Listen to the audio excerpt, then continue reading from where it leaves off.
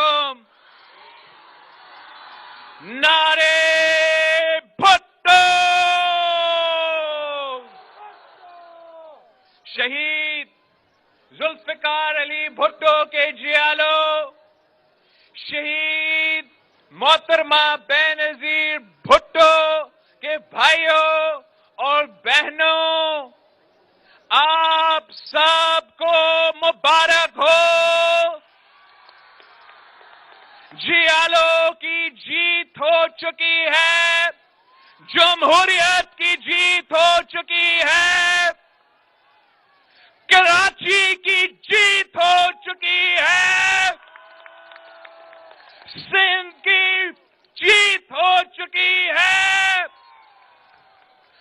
چاروں صوبوں کی جیت ہو چکی ہے, پاکستان کی جیت ہے کہ ہم نے اس سلیکٹڈ کو, اس کٹپتلی کو, اس ناکام نالائق ترین وزیر اعظم کو گھر بھیج دیے ہیں.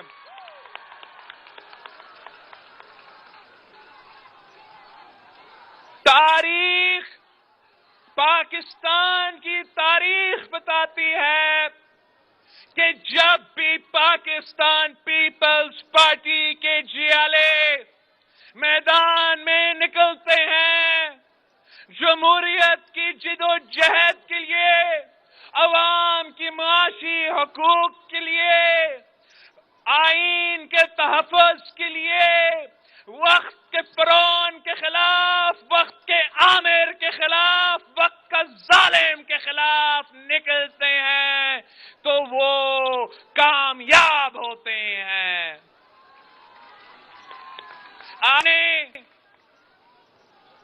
آپ ہی نے عامر ضیاء الحق کا مقابلہ کیا, آپ نے MRD کی تحریک شروع کی اور ضیاء الحق کی آمریت کو ختم کیا. آپ نے ظالم مشرف کے خلاف جدوجہد شروع کیا, ARD بنایا, ساری سیاسی اور جمہوری جماعتوں کے ساتھ مل کے جدوجہد کی اور عامر مشرف کو گھر بھیجا. اور ہمارا دور میں جب اس کٹپتلی کی صورت میں ملک کے اوپر یہ سلیکٹڈ مسلط ہوا تو پاکستان پیپلز پارٹی کے جیالوں نے پاکستان پیپلز پارٹی کا پرچم پکڑ کے اپنی نئی جدوجہد شروع کی. آپ نے پہلے دن سے اس غیر جمہوری شخص کے سامنے ڈٹ کے کھڑے ہوئے, آنکھوں میں آنکھیں ڈال کر اس نالائق کو کہا تو الیکٹڈ نہیں, سلیکٹڈ ہو, اور پاکستان پیپلز پارٹی اس سلیکٹڈ راج کو, اس سلیکٹڈ نظام کو کبھی قبول نہیں کریں گے. پیپلز پارٹی کے جیالے, پیپلز پارٹی کے کارکن, پیپلز پارٹی کے عہدیدار, پیپلز پارٹی کے قیادت صدر زرداری سمیت جیل برداشت کیے, مگر اپنے اصولوں پہ ایک سودا نہیں کیے, اپنا موقف سے پیچھے نہیں ہٹے, اس نالائق سلیکٹڈ کو کبھی قبول نہیں کیا, جدوجہد جاری رکھا. اور جب آپ اپنا لانگ مارچ شروع کیے تھے, اپنا عوامی مارچ اسی کراچی شہر سے جب شروع ہوا, ہم نے کہا تھا وزیر اعظم کو وہ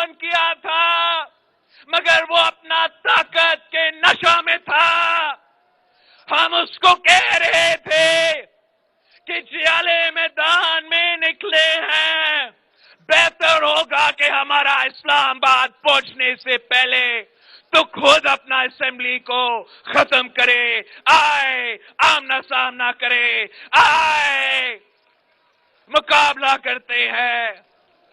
وہ ہمارے بات نہیں مانا تو جب پیپلز پارٹی کا یہ قافلہ پورا ملک سے گزرتے ہوئے اسلام آباد پہنچا تو ہم نے عدم اعتماد کا اعلان کیا، جمہوری ہتھیار اپنایا، پارلیمان میں جا کے حملہ کیا اور اس جمہوری طریقے سے اس غیر جمہوری سلیکٹڈ کو گھر بھیج دیا۔ اب یہ سلیکٹڈ کہتا ہے، یہ سلیکٹڈ کہتا ہے کہ یہ بیرونی سازش ہے۔ یہ بیرونی سازش نہیں، یہ ایک جمہوری عمل تھا۔ یہ بیرونی سازش نہیں، یہ جیالو کا جدوجہد تھا۔ یہ بیرونی سازش نہیں، یہ سیاسی کارکنوں کا فتح ہے۔ یہ بیرونی سازش نہیں، یہ پارلیمان کا، یہ آئین کا، یہ جمہوریت کا کامیابی ہے۔ سلیکٹڈ کہتا ہے کہ وائٹ ہاؤس میں سازش ہوا، وائٹ ہاؤس نے میرے خلاف سازش کیا۔ وائٹ ہاؤس نے نہیں، بلاول ہاؤس نے آپ کے خلاف یہ سازش کیا۔ اس کا گواہ یہ مجمع دے سکتا ہے، اس کا گواہ پاکستان پیپلز پارٹی کے کارکن دے سکتے ہیں، ہمارا میڈیا کے دوستوں دے سکتے ہیں، پاکستان کے عوام دے سکتے ہیں کہ یہ تبدیلی جو اصل تبدیلی ہے یہ تو راتوں رات نہیں ہوا۔ 3-4 سال یہی جیالوں نے جدوجہد کیے۔ ہم نے پارلیمان کے اندر جہاں جدوجہد کیا تو ہم نے پاکستان کے سڑکوں میں، پاکستان کے شہروں میں بھی اپنا جدوجہد جاری رکھا۔ ہم نے اپنی سیاسی مخالفت بھول کے سارے جماعتوں کے ساتھ مل کے پاکستان ڈیموکریٹک موومنٹ قائم کیا اور 20 سپٹمبر 2020 میں جب ہم نے پی ڈی ایم کی بنیاد رکھا تو ہم نے واضح لکھا تھا اپنے جو بنیادی کاغذات تھے، ڈاکیومنٹ تھا، ایکشن پلان تھا کہ ہم لانگ مارچز بھی کریں گے، ہم احتجاج بھی کریں گے، ہم پارلیمان کے باہر اس کو بے نقاب کریں گے، مگر ساتھ ساتھ ہم پارلیمان کے اندر جدوجہد کریں گے اور ہم پارلیمان میں عدم اعتماد کے تھرو اس کو گھر بھیجیں گے۔ شروع میں تو کسی نے میرے بات نہیں مانا، شروع میں مخالف تو دور کی بات ہے، ہمارے ساتھیوں نے بھی ہمارے بات نہیں مانا، مگر سیاست یہ ہوتی ہے، جدوجہد یہ ہوتا ہے کہ آپ نے سب کو منانا ہے، سب کو سمجھانا ہے، سب کو دکھانا ہے۔ قیادت کا ذمہ داری یہ ہوتا ہے، لیڈر کا ذمہ داری یہ ہوتا ہے کہ راستہ دکھانا، اسی راستہ پہ چلنا۔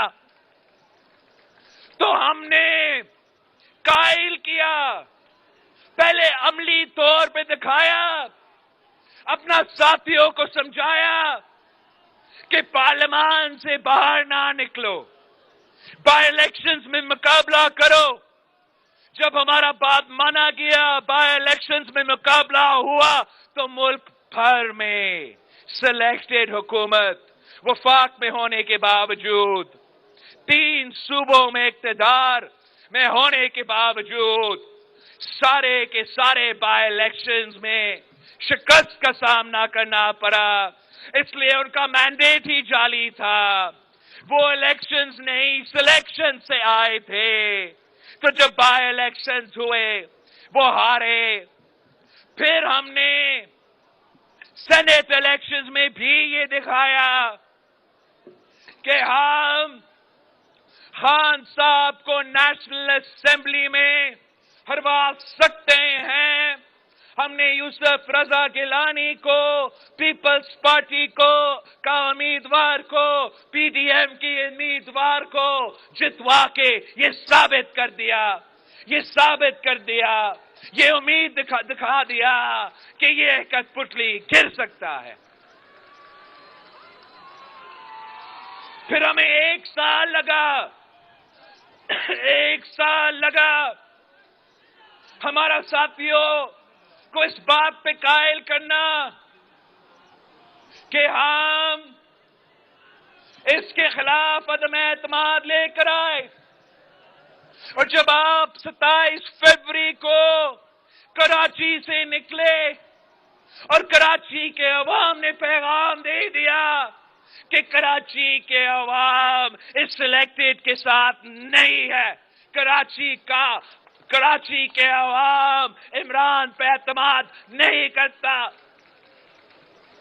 کراچی کے بعد ہم تھٹا, سجاول, بدین سے گزرتے ہوئے حیدرآباد سے لے کے سکھر تک, سکھر سے لے کے رحیم یار خان تک, رحیم یار خان سے لے کے ملتان تک, ملتان سے لے کے لاہور تک, لاہور سے ہو کے جی ٹی روڈ پہ گزرتے گزرتے اسلام آباد کی ڈی چوک پہنچے.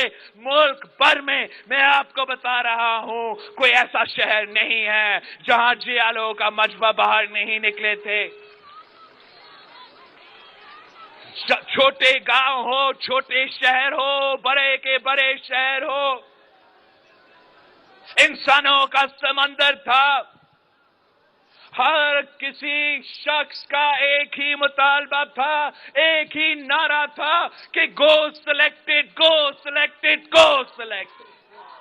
جو عوام کا مطالبہ تھا, جو عوام کا مطالبہ تھا, ہم نے وہ جمہوری طریقے سے عدم اعتماد کا ہتھیار اپنا کے عوام کے امیدوں کے مطابق, عوام کے مطالبات کے مطابق, عوام کے کہنے پہ اس شخص کا حکومت کرا دیا.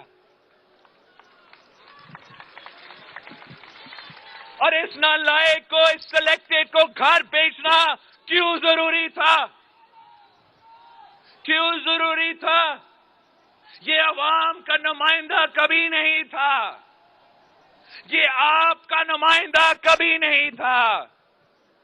اس شہر نے اس کو نہیں چنا تھا, اس ملک نے اس کو منتخب نہیں کیا تھا. یہ تو ہم پہ مسلط ہوا تھا, مسلط تو ہوا, حکومت سنبھالا. لیکن جب حکومت سنبھالا تھا تو وہ اپنے سارے وعدے سے مکر گئے. انہی عوام کو اسی خان صاحب نے وعدہ کیا تھا کہ وہ تبدیلی لے کر آئے گا, 1 کروڑ نوکری دلوائے گا, 50 لاکھ گھر بنا دے گا, 90 دن کے اندر ہی اندر, 90 دن کے اندر ہی اندر دہشت گردی اور کرپشن کا خاتمہ کا بندوبست کرے گا, جمہوریت پہ, جمہوری نظام پہ, پارلیمان میں اپنا کردار ادا کرے گا. ہر ٹیوزڈے آ کے اس سلیکٹڈ نے ہمارا اپوزیشن کا سوال کا جواب دینا تھا. ہوا کیا؟ حکومت میں آ کے روزگار دینے کے بجائے ان عوام سے اس شخص نے روزگار چھینا. مکان بنانے کے بجائے غریبوں کے سر پہ چھت دینے کے بجائے انکروچمنٹ کے نام پہ غریبوں کے سر سے چھت چھینا. کرپشن کا خاتمہ کرنے کے بجائے کرپشن کے سارے ریکارڈز توڑ دیے. دہشت گردی کا خاتمہ کا بندوبست کے بجائے ایک بار پھر ہمیں دہشت گردی کا آگ نظر آ رہا ہے. اس کرسی پہ بیٹھ کے آئین کا تحفظ کرنے کے بجائے، جمہوریت کا تحفظ کرنے کے بجائے وہ ہمارا آئین پہ حملہ کرتا رہا، ہمارا جمہوریت پہ حملہ کرتا رہا. ہم نے کہا تھا آئین امانت ہے بھٹو کا، ہم 1973 کی آئین پہ آنچ نہیں آنے دیں گے، 18ویں ترمیم پہ آنچ نہیں آنے دیں گے.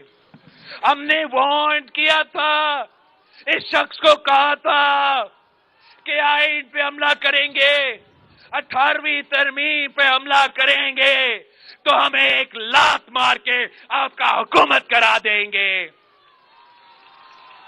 تو جب حملہ کرتا رہا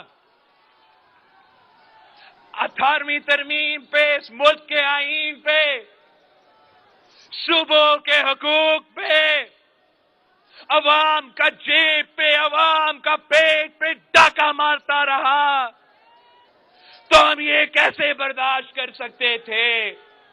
ہم کیسے خاموش بیٹھ سکتے تھے؟ ہم شہید بھٹو کے سپاہی ہیں، شہید بی بی کے بیٹا ہوں.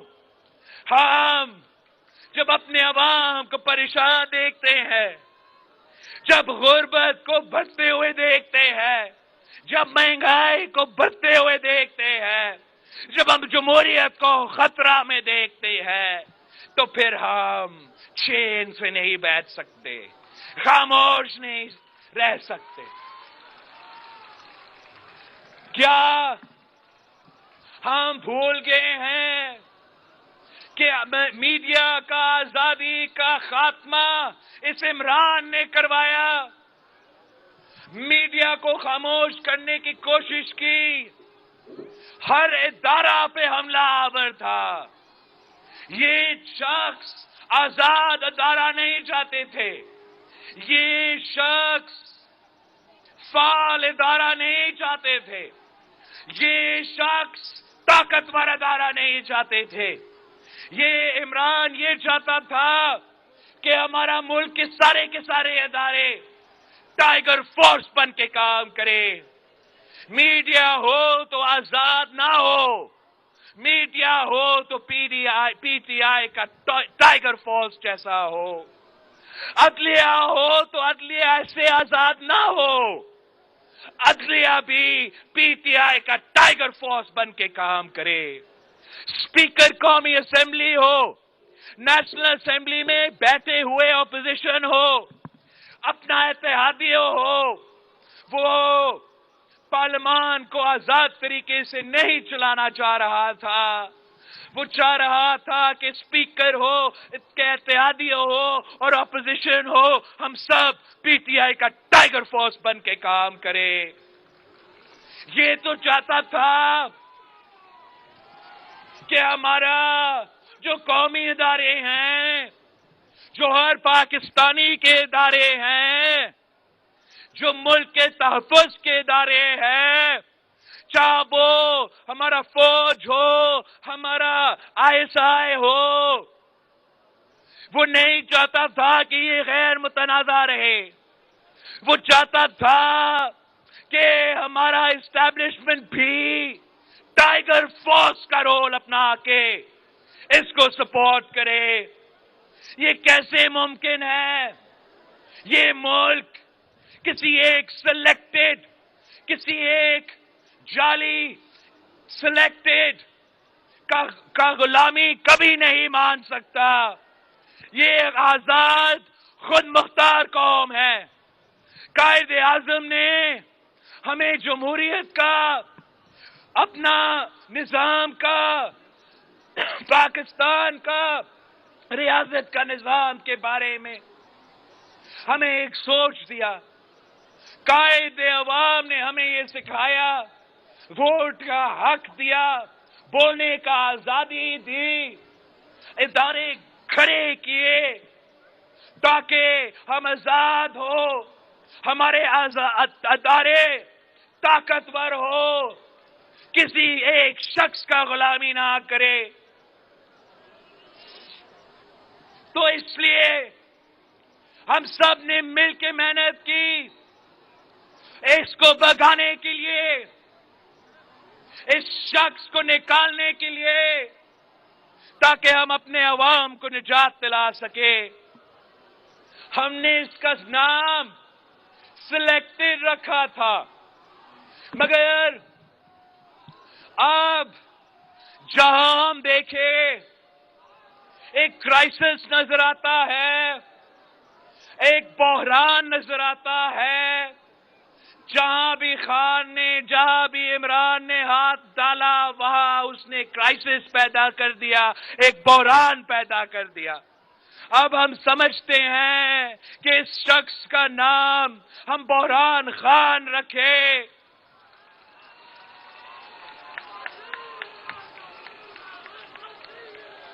جمہوری بحران، آئینی بحران، معاشی بحران، خارجہ سطح پہ، فورن انٹرنیشنل سطح پہ بحران، معاشی بحران، پانی کا بحران، بجلی کا بحران، یہ تو سارے کے سارے جو مسائل ہیں 4 سال کے اندر ہی اندر تبدیلی کے نام پہ یہ تباہی ہوا ہے۔ تبدیلی کے نام پہ خان صاحب نے عام آدمی کا جینا ہرا دیا۔ تبدیلی کے نام پہ عام آدمی کا معاشی قتل ہوا۔ تبدیلی کے نام پہ آپ پوچھے مزدوروں کے، پوچھے میرے اسٹیل ویل والوں جو ادھر سامنے نظر آ رہے ہیں، ہمارا محنت کش، ہمارا مزدور محنت تو کرتے آ رہا ہے، مگر اس تبدیلی کے نام کی تباہی کی وجہ سے وہ محنت کا پھل نہیں مل رہا۔ جن کے پاس روزگار موجود تھا ان سے بھی روزگار چھینا، کم از کم تنخواہ میں اضافہ نہیں کرتا تھا، اسٹیل مل جیسے ادارے کو بند کر کے راتوں رات 10,000 خاندان کو بے روزگار کرا دیا۔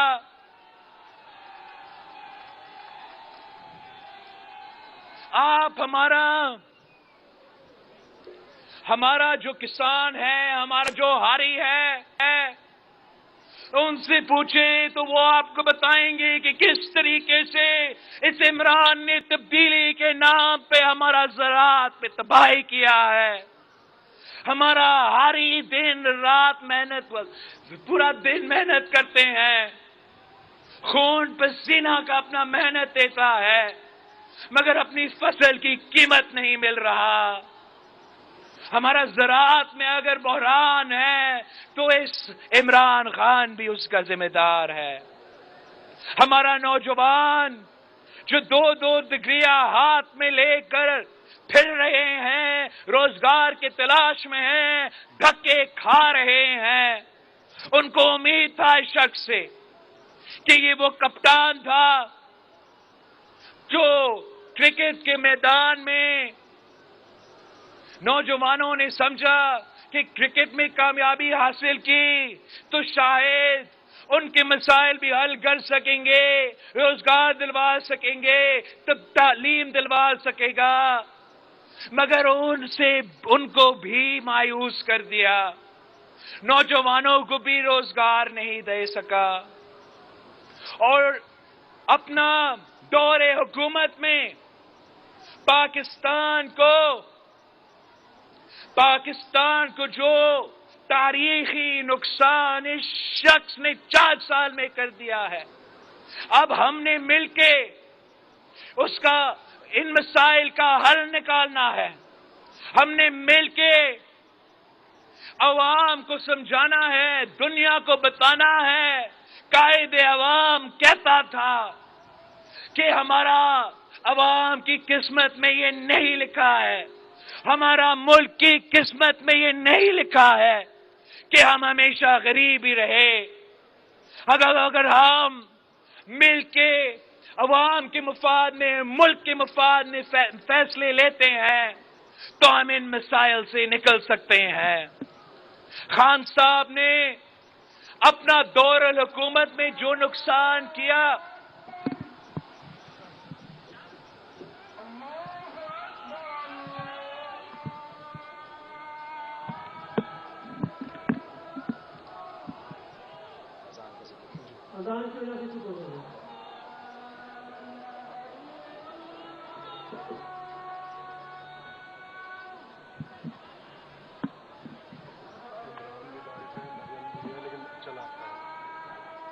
پھر بھی میں وہ بتا دوں ہم اوپر آ رہے ہیں، آپ اس کے اوپر آ رہے ہیں۔ کیا کہہ رہا تھا میں؟ ہاں ابھی جو آپ کو بتا رہے ہیں اس وقت کراچی ایئرپورٹ اولڈ ٹرمینل میں وزیر خارجہ بلاول بھٹو کے استقبال کے لیے جلسے کا اہتمام کیا گیا ہے، جہاں بلاول بھٹو زرداری خطاب کر رہے تھے۔ انہوں نے کہا کہ شہید بھٹو کے جیالوں کو جمہوریت کی جیت مبارک ہو، ہم نے اس نااہل کو گھر بھیج دیا، جب بھی جیالے ظالموں کے خلاف نکلتے ہیں تو کامیاب ہوتے ہیں۔ سلیکٹڈ کہتا ہے کہ بیرونی سازش سے اسے ہٹایا گیا ہے، یہ بیرونی سازش نہیں، جمہوری عمل ہے۔ جیالوں کی جدوجہد تھی، عدم اعتماد لانے میں ساتھیوں کو قائل کرنے کے لیے 1 سال کا وقت لگا۔ ساتھ ہی کہا کہ سلیکٹڈ کہتا ہے وائٹ ہاؤس میں میرے لیے سازش ہوئی ہے، تو میں بتا دوں وائٹ ہاؤس میں سازش نہیں بلکہ بلاول ہاؤس میں یہ سازش کی گئی ہے۔ پاکستان کی آپ کو بتاتے چلیں کہ پیپلز پارٹی کا کراچی میں جلسہ اس وقت جاری ہے۔ شہید بھٹو کے جیالوں، جمہوریت کی جیت سب کو مبارک ہو۔ بلاول بھٹو نے خطاب میں کہا کہ ہم نے اس نااہل وزیر اعظم کو گھر بھیج دیا ہے۔ ساتھ ہی ان کی جانب سے یہ بھی کہا گیا کہ جب بھی جیالے ظالموں کے خلاف نکلتے ہیں تو کامیاب ہوتے ہیں۔ آپ نے ظالم مشرف کے خلاف جدوجہد شروع کی اور اسے گھر بھیجا، جب یہ سلیکٹڈ ملک پر مسلط ہوا تو جیالوں نے نئی جدوجہد شروع کی۔ جیالوں نے پہلے دن سے کہا تھا کہ یہ الیکٹڈ نہیں سلیکٹڈ وزیر اعظم ہیں۔ پیپلز پارٹی کے لوگوں نے جیلیں برداشت کی لیکن موقف سے پیچھے نہیں ہٹے۔ وزیر اعظم کو کہا تھا جیالے میدان میں نکلے ہیں، خود اسمبلی ختم کر دو۔ سلیکٹڈ کہتا ہے کہ بیرونی سازش سے اسے ہٹایا گیا ہے، یہ بیرونی سازش نہیں، جمہوری عمل تھا، جیالوں کی جدوجہد تھی۔ سلیکٹڈ کہتا ہے وائٹ ہاؤس نے میرے خلاف سازش کی، ناکامی کی وجہ سے، اس کا نااہلی کی وجہ سے، مگر جاتے جاتے بھی، بھاگتے بھاگتے بھی اس نے مزید نقصان کیا ہے۔ ایک تو اس بزدل میں وہ ہمت نہیں تھا، وہ حوصلہ نہیں تھا کہ ہمیں پارلیمان میں آمنے سامنے آ کے ہمارے عدم اعتماد میں بھی ہمارا مقابلہ کرے۔ وہ تو عدم اعتماد کے وقت میں ہم سے چھپتا تھا، بزدل تو پارلیمان کے اندر آ کے کھڑا بھی نہیں ہوتا تھا۔ پورا کوشش یہ تھا کہ ووٹ نہ ہو، اس لیے اس نے ووٹ ہارنا تھا، مگر وہ عدم اعتماد سے بچنے کے لیے، اس کو ناکام کرنے کے لیے خان صاحب نے بال ٹیمپرنگ کرنے کی کوشش کی۔ خان صاحب نے پارلیمان سے، اس عدم اعتماد سے بھاگتے بھاگتے ہمارا آئین پہ حملہ کیا۔ آئین کے مطابق ایک ہی جمہوری طریقے ہے اور وزیر اعظم کو ہٹانے کے لیے، اور وہ عدم اعتماد کا طریقہ ہے۔ ہم اس لیے کہ ہم جمہوری جماعت ہے تو ہم غیر آئینی طریقے میں یقین نہیں رکھتے، غیر جمہوری طریقے میں یقین نہیں رکھتے۔ ہم نے صرف یہ جمہوری طریقہ اپنایا تھا، مگر خان صاحب نے اپنا ڈیپٹی اسپیکر کے تھرو، صدر پاکستان کے تھرو آئین شکنی کر کے، آئین شکنی کرتے ہوئے اس عدم اعتماد سے بھاگنے کی کوشش کی۔ بھاگتے بھاگتے نہ صرف ہمارا آئین پہ حملہ کیا، ہمارا پارلیمان پہ حملہ کیا، مگر اب یہ عدلیہ اور اداروں پہ بھی حملے کر رہا ہے۔ عمران مجھے کیوں نہیں بچایا تحریک چلا رہا ہے۔ یہ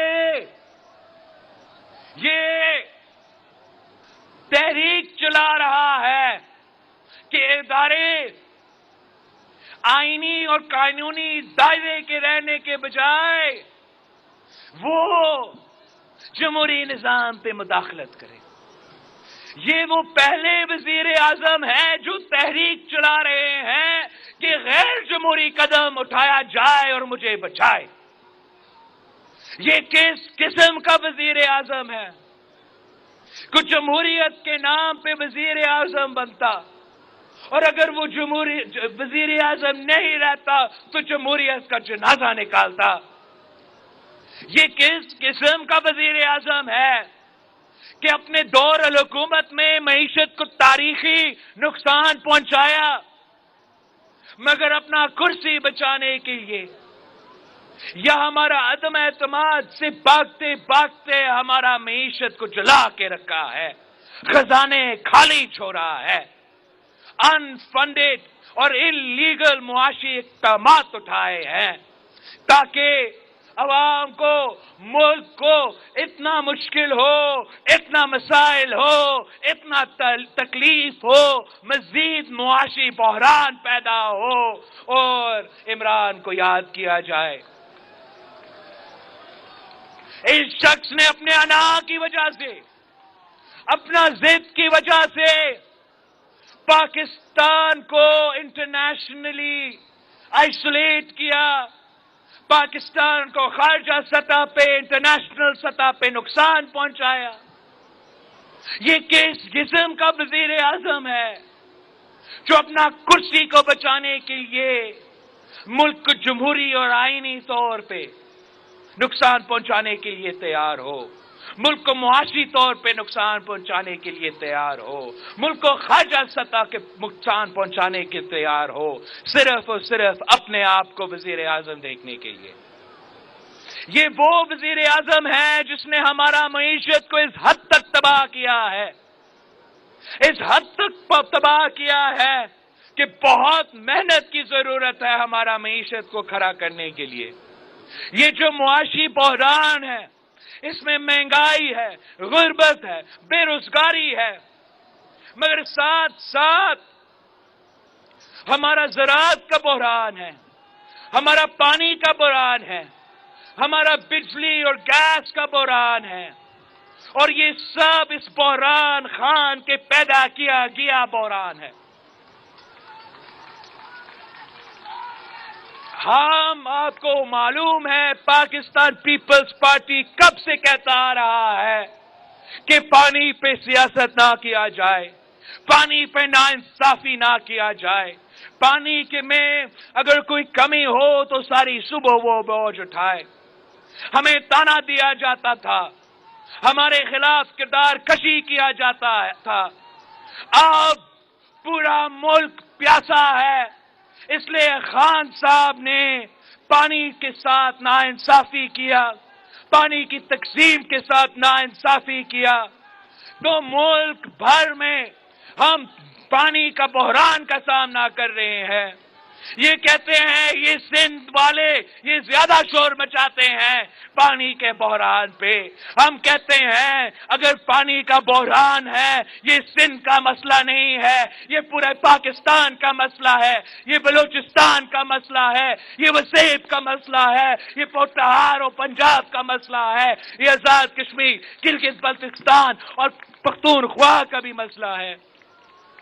اگر کشمیر پاکستان کا شہرگ ہے تو ہمارا جو انڈس ہے یہ پاکستان کی معیشت کا شہرگ ہے, پاکستان کا زراعت کا شہرگ ہے, اور ہمارا جو مائٹی انڈس کہا جاتا ہے, جو مائٹی انڈس ہے وہ ریگستان میں تبدیل ہوتا جا رہا ہے.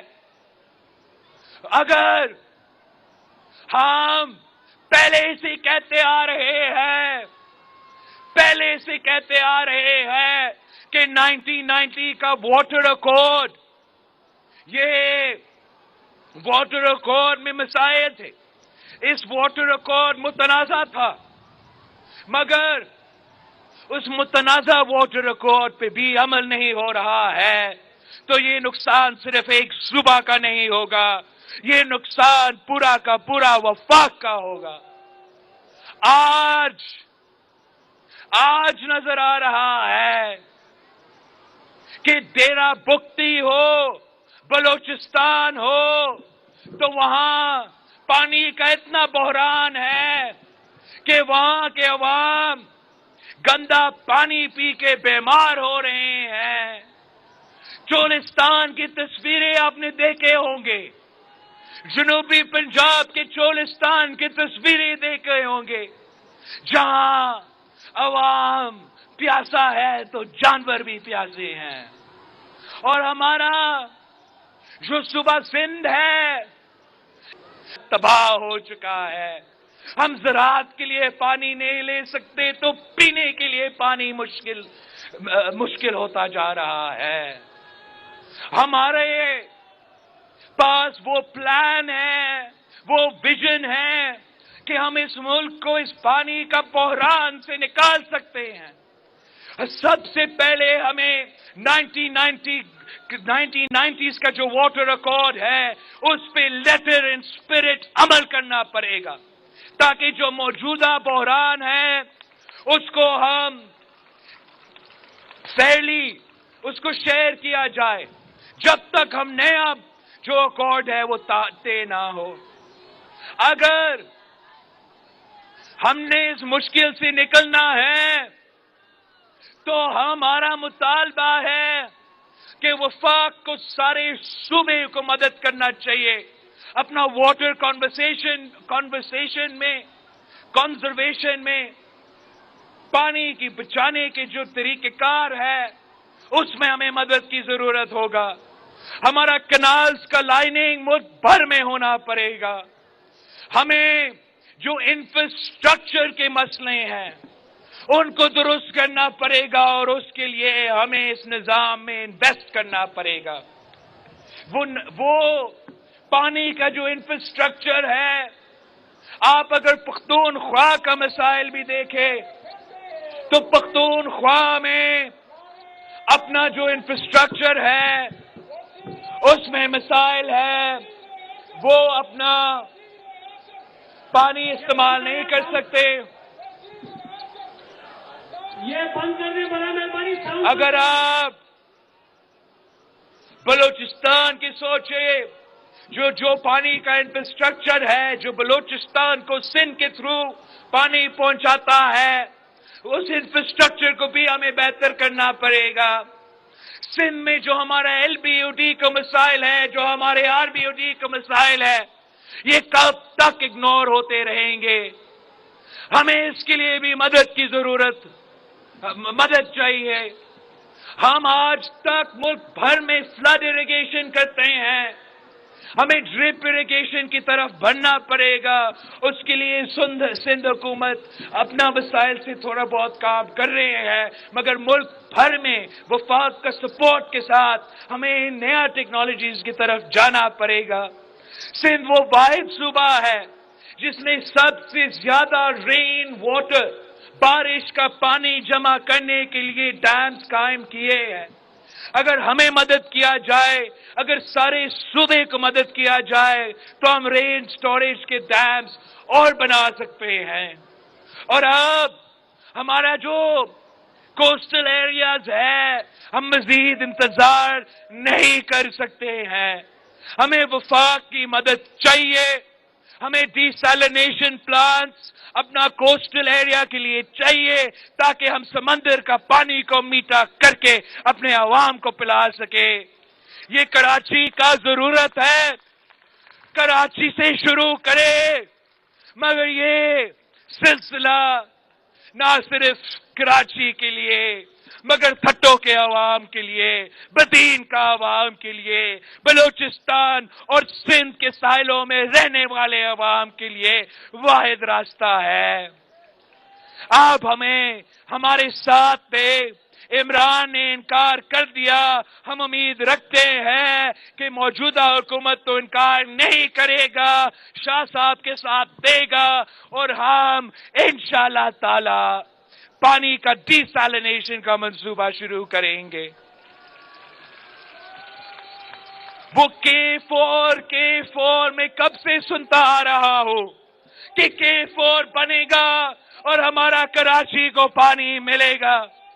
امید ہے کہ عمران کی طرح ہمیں سیبوٹاج کرنے کے بجائے موجودہ حکومت سندھ حکومت کے ساتھ مل کے K4 کا منصوبہ بھی شروع کرے گا. ہمیں اپنے عوام کو اس ایشو میں مدد کرنا پڑے گا اور اس کو صرف ایک سندھ کی ایشو نہیں، یہ پورا پاکستان کا ایشو ہے. پینے کا پانی کا مسئلہ اگر کراچی کا ایشو ہے تو جنوبی پنجاب کا ایشو ہے، پنجاب کے شہروں کا ایشو ہے، بلوچستان کا ایشو ہے. میں آپ کو بتاؤں، میں آزاد کشمیر اور گلگت بلتستان کے پہاڑوں سے ہو کے آیا ہوں. وہاں ہمارا دریا وہاں سے آتے ہیں، مگر وہاں کے عوام کے پاس بھی پینے کا پانی کا وسائل نہیں ہے، انفراسٹرکچر موجود نہیں ہے. اس قسم کے بحران ایڈریس کرنے کے لیے ایک قومی یکجہتی کی ضرورت ہے کہ جب وہ پانی کا بحران ہو، بجلی کا بحران ہو، ہم ایک پلان، ایک نقشہ دے کہ کتنے سال میں ہم پانی کا مسئلہ حل کر سکتے ہیں، کتنے سالوں میں ہم بجلی کا بحران کا مسئلہ کا حل نکال سکتے ہیں، زراعت کا بحران کا مسئلہ کا حل کیسے نکال سکتے ہیں. یہ خان نے جہاں معیشت کا بحران چھوڑا ہے، جہاں جمہوریت کا بحران چھوڑا ہے، وہاں ہمیں انٹرنیشنلی بھی خارجہ سطح پہ پاکستان کو آئسولیٹ کیا، کہا تھا کہ گرین پاسپورٹ کو عزت دلوائے گا. گرین پاسپورٹ کی عزت دلوانے کے بجائے خان صاحب نے پاکستان کو انٹرنیشنلی آئسولیٹ کیا. اس کا خارجہ پالیسی کنفیوژن کا شکار تھا، جیسے اس کا معاشی پالیسی کنفیوژن کا شکار تھا. خان صاحب نے جب وہ ہمارا چین کے ساتھ تعلقات ہو، چین جو ہمارا پاکستان کا تاریخی دوست رہا، جتنا پوٹینشل ہے، جتنا کام ہم چین کے عوام کے ساتھ مل کے معاشی ترقی کا بندوبست کر سکتے ہیں، ہم سمجھتے ہیں مزید کام کرنے کی ضرورت ہے اور ہم مزید اس پوٹینشل کا فائدہ نکال سکتے تھے. عمران نے ہر جگہ نقصان پہنچایا اور اس کا پالیسی کنفیوژن کا شکار رہا. اب بھارت کے ساتھ جو تعلقات ہے وہ ذرا دیکھیں. جب وزیر اعظم بن رہا تھا، وزیر اعظم بنا تو خان صاحب کہتا تھا کہ مودی کی جیت اچھا ہوگا اور اگر مودی جیتتا ہے تو کشمیر کا حل نکل سکتا ہے. اور جب کشمیر پہ حملہ ہوا تو اس کے بعد خان صاحب کو خیال آیا کہ مودی تو ہٹلر ہے اور ہمیں مودی سے بات چیت بھی نہیں کرنا چاہیے. اور جب خان صاحب کا اپنا حکومت ختم ہو رہا تھا اور ختم ہو گیا تو پھر اس کو خیال آیا کہ نہیں جی، مودی تو بہت اچھا شخص ہے اور مودی کا فورن پالیسی تو بہت کامیاب ہے، تو مطلب اپنا ناکامی تو مان لیا. وزیر اعظم نے اپنا ناکامی تو مان لیا اور ہمارا اس طرف بھی اس کی کنفیوژن کا شکار رہا. مودی کو تو مس کال مارتا رہا، وہاں سے بھی جواب نہیں آیا، تو امریکہ کو بھی مس کال مارتا رہا اور وہاں سے بھی جواب نہیں آیا. اور جب ایک فون کال نہیں ہوا تو یہ وزیر اعظم نے اس کا غصہ پاکستان کی خارجہ پالیسی پہ نکالا، پاکستان کے عوام کے نکالا اور پاکستان کے لیے مزید مسائل کھڑا کر دیے. خان صاحب رشا کا اپنا دورہ کا بڑا باتیں تو کرتا ہے لیکن آپ کو معلوم ہے کہ خان صاحب زیادہ باتیں کرتا ہے کام کم کرتا ہے. اور خان صاحب سے پوچھا جائے کہ وہ جو خط یا مطالبات یا خواہشات کے لیے اس نے رشا کے لیے اس نے لکھا تھا، شاید سوشل میڈیا پہ دکھایا کہ ہم نے یہ بھی مانگا، یہ بھی مانگا، اس کا بھی بھیک مانگا، اس کا بھی بھیک مانگا، کیا اس خط کا جواب آیا یا نہیں؟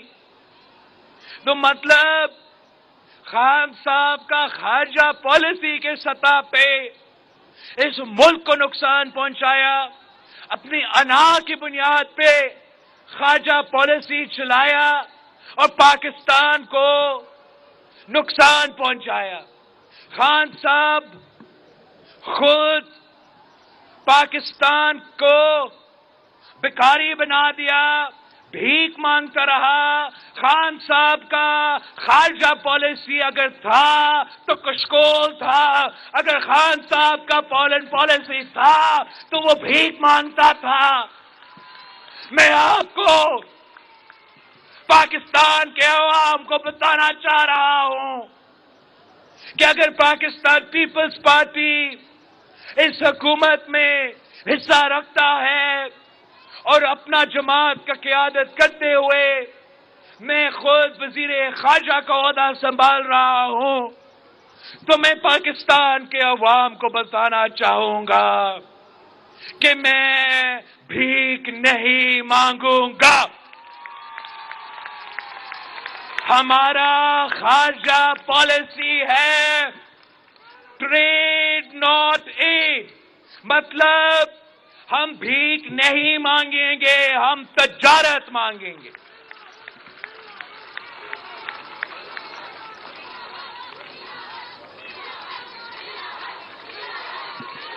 اور میں جانتا ہوں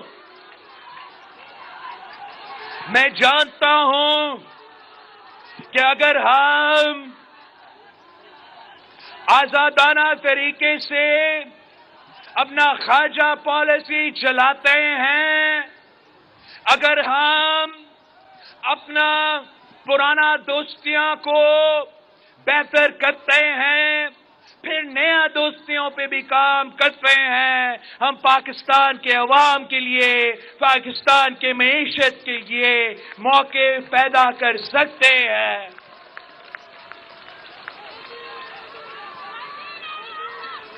ہم کسی پلیٹ فارم سے محروم نہیں ہونا چاہتے ہیں اور ہم پاکستان کے عوام کا بات، پاکستان کا موقف دنیا بھر پہ لے کے جائیں گے.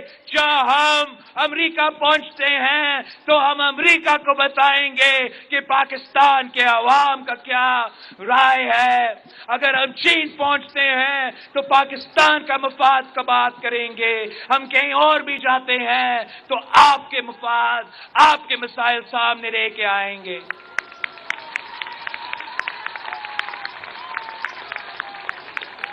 یہ جو حکومت ہے اور پیپلز پارٹی اس حکومت میں جو حصہ رکھتا ہے، ہم فارن منسٹری کے ساتھ ساتھ کامرس منسٹری، انڈسٹریز کا منسٹری، پرائیویٹائزیشن کا منسٹری اور بے نظیر انکم سپورٹ پروگرام کا منسٹری سنبھال رہے ہیں.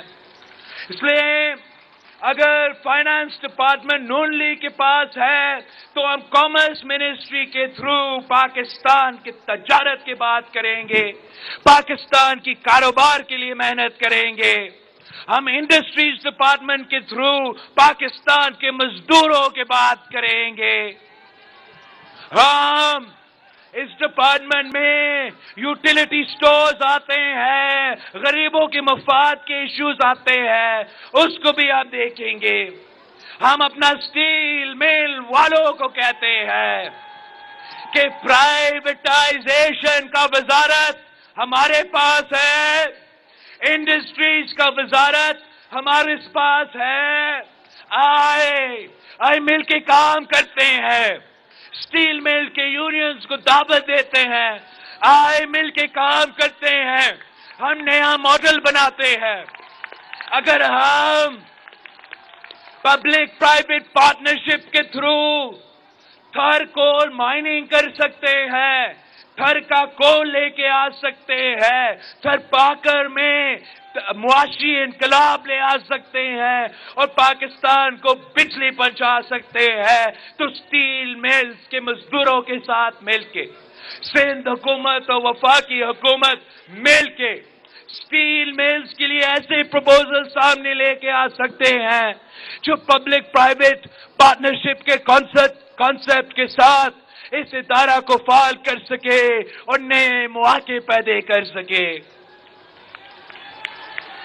अगर हम बेनजीर इनकम सपोर्ट प्रोग्राम का जिम्मेदारी ले रहे हैं, इसलिए पीपल्स पार्टी गरीब दोस्त जमात है, आम आदमी की जमात है, और ये जो मंसूबा है ये बीबी का नाम का मंसूबा है। इस मुल्क का सबसे पहले सोशल सेफ्टी नेट और गरीबों के लिए जो रिलीफ का मंसूबा है वो बेनजीर इनकम सपोर्ट प्रोग्राम था, और वो जालिम सिलेक्टेड हमारे गरीबों को भी नहीं छोड़ा, हमारा बीबी कार्ड के बेनिफिशरीज को भी माफ नहीं किया। और खान साहब ने गरीब औरतों के हाथ से बीबी कार्ड छीना और इस मंसूबा को खत्म करने की कोशिश की। अब हम बेनजीर इनकम सपोर्ट प्रोग्राम को बचाएंगे, जिसके साथ नाइंसाफी हुआ उनके साथ इंसाफ करेंगे, जिस गरीब के हाथ से झूठ के बुनियाद पे वो बीबी कार्ड छीना गया, मैं आपको कहता हूं, बताता हूं, जाए बेनजीर इनकम सपोर्ट प्रोग्राम के डिपार्टमेंट वालों आपसे राब्ता कर रहे हैं, अगर आपसे नाइंसाफी हुआ है तो इंशाअल्लाह ताला हम उसका इलाज निकालेंगे। हम अगर पानी का वजारत संभाल रहे हैं और मौसमी तब्दीलियात का वजारत संभाल रहे हैं तो इसलिए है कि पाकिस्तान पीपल्स पार्टी के साथ पास पानी का मंशूर, पाकिस्तान पीपल्स पार्टी अवाम के जो पानी के हुकूक है, हम 30 साल ये जिदोजहद लड़ते आ रहे हैं, हम जानते हैं वो तरीक़ेकार क्या है जिस पे पानी के इंसाफ हो सकता है, और एक प्लान के तहत इन्वेस्टमेंट के साथ साथ हम पाकिस्तान के अवाम तक उनका हक पहुंचा सकते हैं। हम जानते हैं कि मौसमी तब्दीलियात की वजह से पाकिस्तान की मईशत को नुकसान हो रहा है, पाकिस्तान का ज़राअत को नुकसान हो रहा है। आपके से ज्यादा कौन जानते हैं कि मौसमी तब्दीलियात क्या हो रहा है? आपसे ज्यादा किसको पता होगा? इतना गर्मी यहाँ कराची में होता है, किसी और शहर मुकाबला अगर कर सकता है तो वो इसी सूबा का हमारा जेकबाद है, जहां अप्रैल और इस महीने में भी 50 सेंटीग्रेड का गर्मी रहा है। दुनिया का दुनिया में जिस शहर में सबसे ज्यादा गर्मी है वो हमारा अपना जेकबाद है, हमारा अपना दादू है। इन हालात में हमें इन इश्यूज का मुकाबला करना पड़ेगा ताकि हम अपने अवाम को उनका हक पहुंचा सके। हम जमहूरियत में यकीन रखते हैं, मिल के मेहनत करने पे यकीन रखते हैं, और इंशाअल्लाह ताला हम मिल के मेहनत करके इस मुल्क को मिसाइल से निकालेंगे। हमारा पीपल्स पार्टी का मुतालबा है कि हम जमहूरी इस्लाहात करेंगे, फिर इंतखाबात करेंगे। हम ये غیر جمہوری قوتوں کی طرح ماضی کی طرح احتساب پھر انتخابات کا نعرہ نہیں لگا رہے ہیں. اگر ہم چاہتے تھے تو ہمارا نعرہ ہوتا پہلے احتساب پھر انتخاب. اور وزیر اعظم خاتون اول یہ گوگی شوگی پتہ نہیں کون کون جو نکل رہے ہیں، رانا ثناءاللہ صاحب کب سے ان کو بند کر دیتے. مگر پیپلز پارٹی انتقام میں یقین نہیں رکھتی. پیپلز پارٹی جمہوریت میں یقین رکھتی ہے، اور ہمارا مطالبہ ہے کہ پہلے اصلاحات ہوگا پھر انتخابات ہوگا.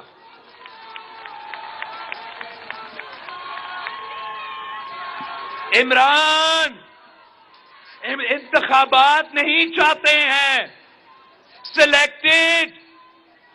کبھی الیکشنز نہیں چاہتا، سلیکشنز چاہ رہا ہے، الیکشنز نہیں. سلیکٹڈ کا مطالبہ ہے کہ فوری سلیکشنز کرواؤ. ہمارا مطالبہ ہے کہ پہلے اصلاحات کرو، الیکشنز کا اصلاحات کرو، لیول پلینگ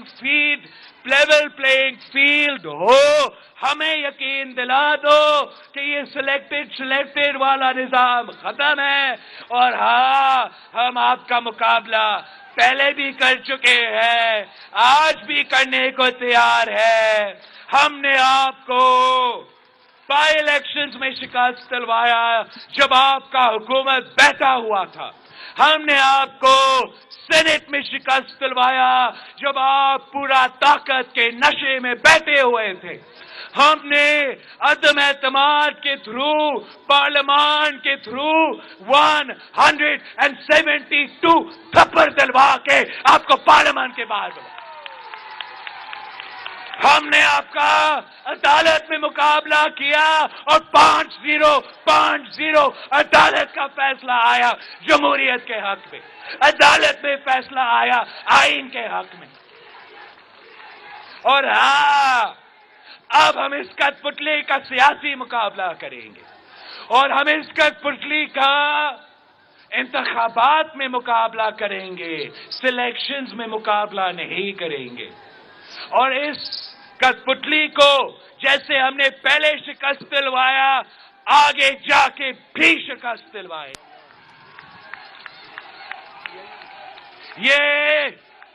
یہ وہ واحد وزیر اعظم ہیں دنیا کی تاریخ میں. میں نے پہلے کہا تھا کہ اس کا مقصد ہے کہ اس کو نہیں کھیلنے دیں گے تو یہ کسی کو نہیں کھیلنے دے گا، اور اب وہ نظر آ رہا ہے. یہ دنیا کا پہلا وزیر اعظم ہے جو کہتا ہے کہ اگر وہ وزیر اعظم نہیں تو اس سے بہتر کہ اپنا ملک پہ اور ایٹم بم گر جائے. یہ پہلے وزیر اعظم ہے جو اپنا ملک کو اٹامک بلاسٹ اڑانے کا دھمکی دے رہا ہے. اس قسم کا سیاستدان ہو تو مخالف کا کیا ضرورت، دشمن کا کیا ضرورت، جب عمران ان کا کام کر رہا ہے.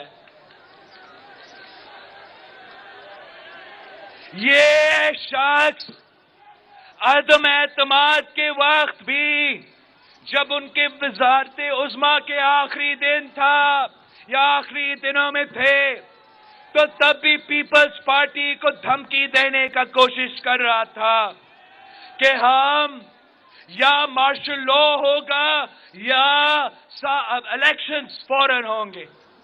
اور اب بھی اس کا یہی کوشش ہے کہ یا سلیکشنز ابھی ہو یا ایسے حالات پیدا ہو، ایسے تنازع پیدا ہو، ایسے لڑائی ہو کہ دوسرے قوتوں کو موقع ملے. اس کو نہیں کھیلنے دیں گے تو یہ کسی کو نہیں کھیلنے دے گا. اس منصوبہ میں مسئلہ کیا ہے؟ کہ عوام کے مسائل کا حل نہیں نکلتا ہے. جب کسی ایک سیاستدان اس قسم کی انا کی سیاست, اس قسم کا ضد کی سیاست کرتا ہے تو عوام کے مسائل میں اضافہ ہوتا ہے, عوام کی تکلیف میں اضافہ ہوتا ہے, معاشی مسائل میں اضافہ ہوتا ہے. ہم یہ برداشت نہیں کریں گے. ہم نے پہلے بھی ہر غیر جمہوری سازش کو ناکام کروایا, اب بھی اس غیر جمہوری سازش کو ناکام.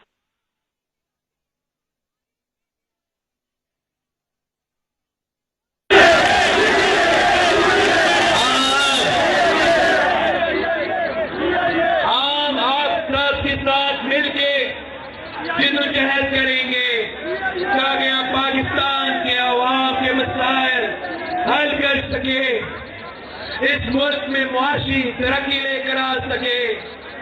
آپ نے, میں اس ملک کا سب سے کم عمر سیاستدان ہوتے ہوئے آپ نے مجھ پہ بھروسہ کیا, آپ نے میرے ساتھ دیا. پارلیمان میں تھرڈ لارجسٹ جماعت ہوتے ہوئے اس کے باوجود آپ نے ہمارے ساتھ دیا اور ہم نے جدوجہد کر کے پورا ملک کو دکھایا, پورا دنیا کو دکھایا کہ امتحان دینے جانا ہوتا ہے تو وہ رات کو ماں باپ کے سامنے کیا بہانہ کرتا ہے. جب اس نے کوئی تیاری نہیں کی, کوئی پڑھائی لکھائی نہیں کی, آوارہ گردی میں جب وہ بچے اپنا وقت ضائع کرتے ہیں تو جس رات کو صبح امتحان ہوتا ہے اس رات کو کہتے ہیں امی میرا پیٹ خراب ہو گیا, امی مجھے بخار ہو گیا, ابو مجھے زکام ہو گیا. اور کچھ بچے کہتے ہیں ہم بستر سے اٹھتے ہیں تو ہمیں چکر آ رہے ہیں. بچپن کے یہ دن یاد ہے نا. اسی طرح گجرات والوں, عمران خان بھی بالکل وہی بہانے کر رہا ہے, اسی طرح رو رہا ہے. پہلے تو کھیل کود میں ٹائم ضائع کیا, 4 سال عوام کی خدمت نے غفلت برتے رکھی, اور اب جب سر پہ امتحان کا ٹائم آیا تو پہلے تو جی جعلی خط آ گیا, جعلی خط کے بیانیے کی موت ہو گئی, تو پھر بین الاقوامی سازش آ گئی, بین الاقوامی سازش بھی بری طرح پٹ گئی, جھوٹا ثابت ہوا. تو پھر کہتا ہے رات کو بہانے بازوں کی طرح کہتا ہے عوام کی ہمدردیاں سمیٹنے کے لیے ایک اور جھوٹ گڑھ کے لے آیا, کہتا ہے پاکستانیوں میری جان کو خطرہ ہے.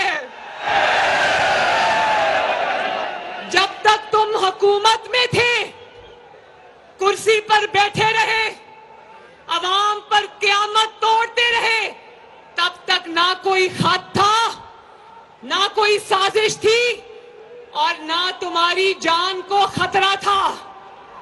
آج جب عوام تم سے تمہارا رپورٹ کارڈ مانگتی ہے, گجرات کی عوام جب تم سے تمہاری 4 سال کی کارکردگی کا حساب مانگتی ہے, تو تمہارا دامن خالی ہے.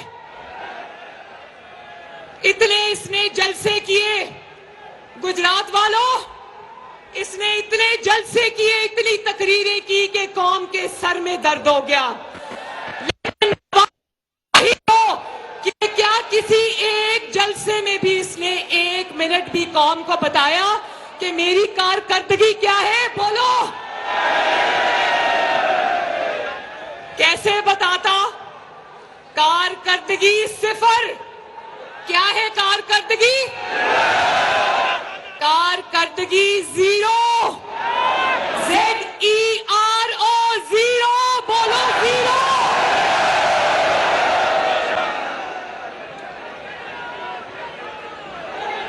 اور جب کارکردگی تو یہ جھوٹے موٹے بچوں والے ڈرامے تو کرنے پڑتے ہیں نا. خان صاحب آپ کہتے ہیں کہ آپ نے ویڈیو ریکارڈ کرا کے رکھ دی ہے جس میں آپ نے بتایا ہے کہ کون کون آپ کے قتل کی سازش میں شامل ہے. تو خان صاحب اللہ نہ کرے ہم اپنے بدترین دشمن کے لیے بھی موت کی دعا نہیں کرتے. اللہ کرے کہ تم زندہ رہو اور نواز شریف کی کامیابیاں دیکھو.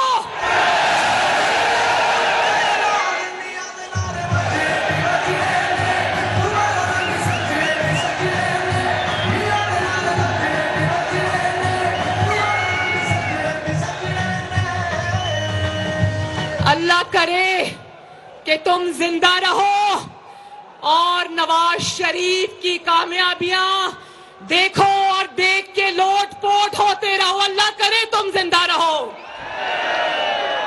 اور میں رانا ثناء اللہ صاحب کو کہتی ہوں کہ رانا ثناء اللہ صاحب عمران خان سے کہیں کہ کسی حادثے کا انتظار نہ کرے. اگر ویڈیو ہے تو سامنے لائے.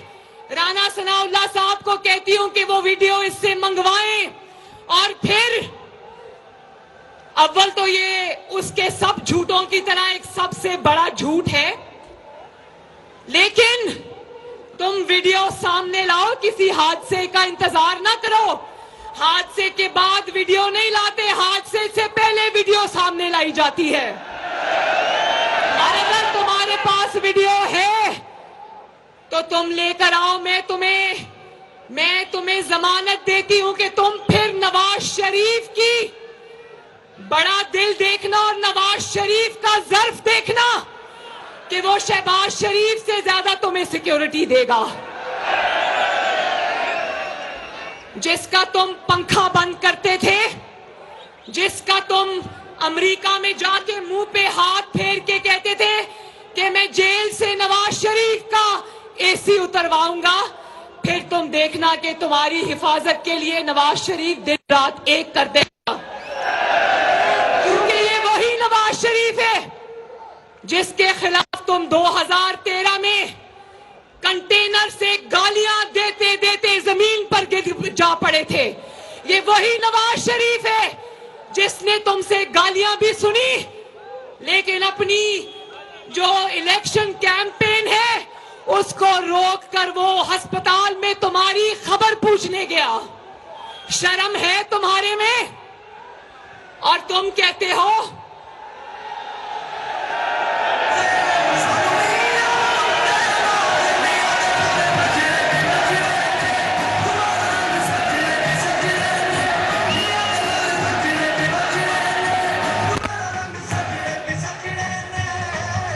گجرات والوں، یہ جھوٹا شخص اپنے جھوٹوں کی تمام حدیں عبور کر گیا ہے.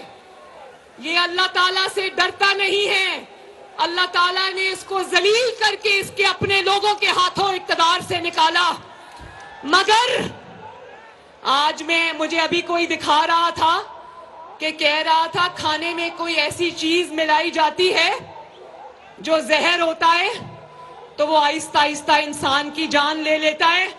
تو عمران خان، میں تمہیں پوری قوم کو گواہ بنا کے یاد دلانا چاہتی ہوں کہ ابھی تو تم سے وہ حساب باقی ہے کہ تم تو اپنے گھر سے کھانا کھاتے ہو نا.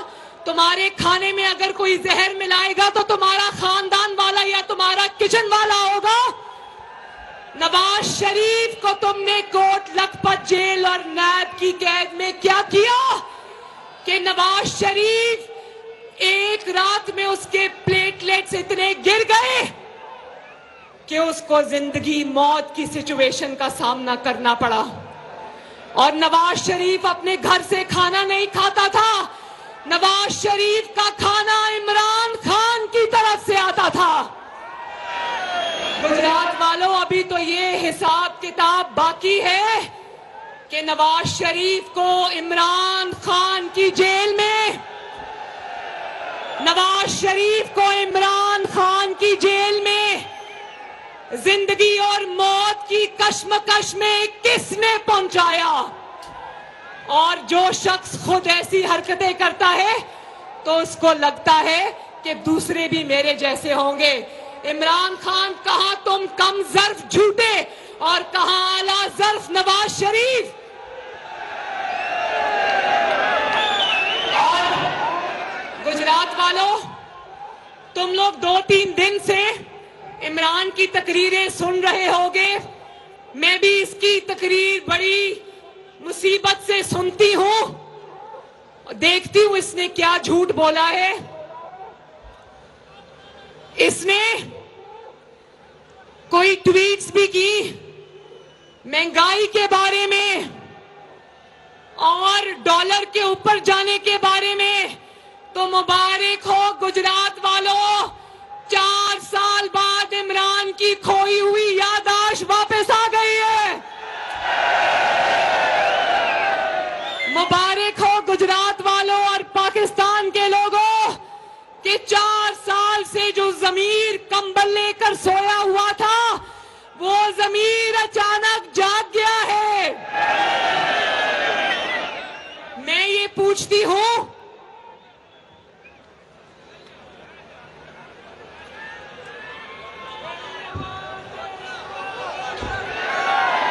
इमरान खान, कौम तुमसे पूछती है कि तुम्हें आज डॉलर बढ़ता हुआ याद आ गया?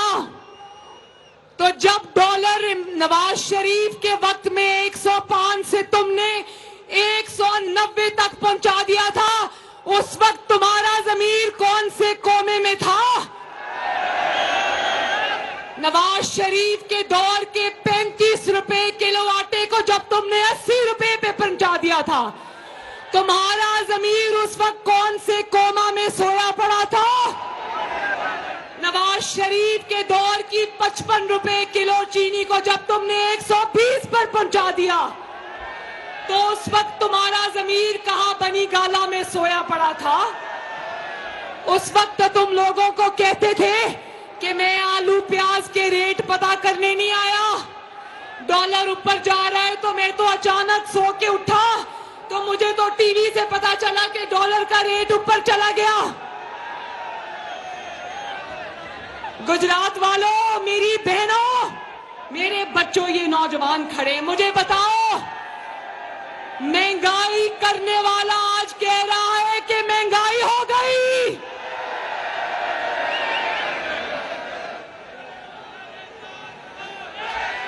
इसको ये पता नहीं है, इसको ये पता नहीं है कि जब ये कहता है महंगाई हो गई तो ये अपने खिलाफ चार्जशीट पेश करता है। जब ये कहता है डॉलर ऊपर चला गया तो ये अपने खिलाफ चार्जशीट पेश करता है। जब ये कहता है कि मईशत तबाह हो गई तो ये अपने खिलाफ चार्जशीट पेश करता है। मुझे बताओ, सवाल 4 साल के हुक्मरान से होगा या 4 हफ्ते की आई हुई हुकूमत से होगा?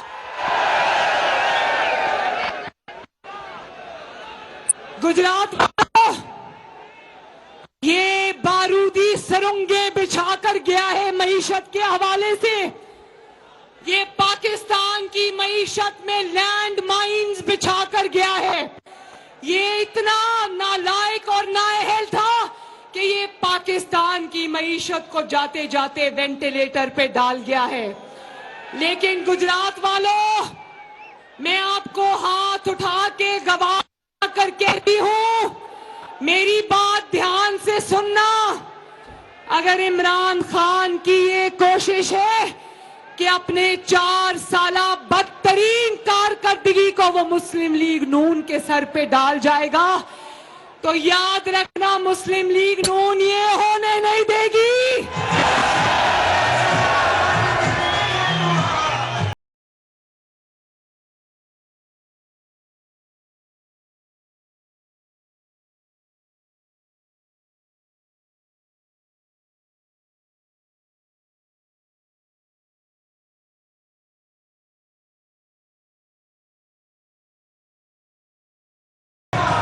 एक और लतीफा सुनो गुजरात वालों, ایک اور لطیفہ سنو عمران خان کا، کہتا ہے کہ میں نے اسٹیبلشمنٹ کے نمبر بلاک کر دیے ہیں۔ تو عمران خان، تمہاری چیخیں بتا رہی ہیں، تمہارا رونا بتا رہا ہے، تمہارا پیٹنا بتا رہا ہے کہ تم نے اسٹیبلشمنٹ کا نمبر بلاک نہیں کیا، اسٹیبلشمنٹ نے تمہارا نمبر بلاک کر دیا ہے۔ اور میں تمہیں یہ بھی بتا